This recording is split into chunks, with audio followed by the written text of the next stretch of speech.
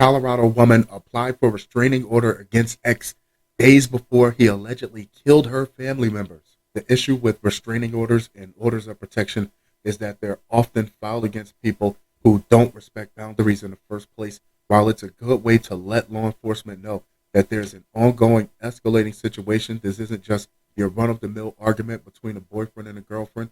They're still just supplemental at best.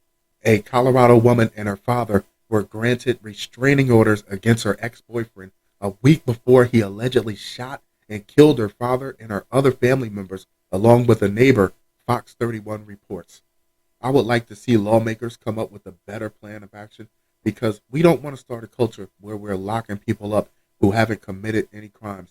But so far, restraining orders and orders of protection have not served as a deterrent to someone who really wants to do harm to a person.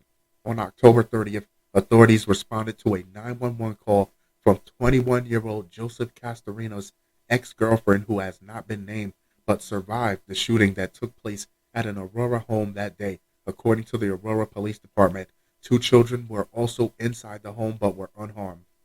At the top of the article, when I read the girl and her father both went to get restraining orders, I already knew that they weren't dealing with just an angry ex-boyfriend or a jilted lover. They were dealing with someone who was a legitimate threat and would have no problem in harming anyone that came between him and her. The victims were identified as the woman's father, Jesus Serrano, 51, her sister, Maria Anita Serrano, 22, Maria's husband, Kenneth Eugene Green Luque, 21, and neighbor Rodolfo Salgado Perez, 59, according to CBS.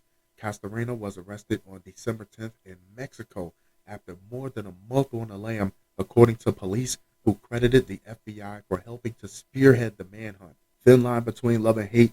One thing I could never understand is how could someone let a breakup or a relationship issue make them so angry that it pushes them to murder, especially at the age 21. You do some push-ups, you read a book, you're right back out there in the game. You don't have to throw your whole life away or take someone else's life.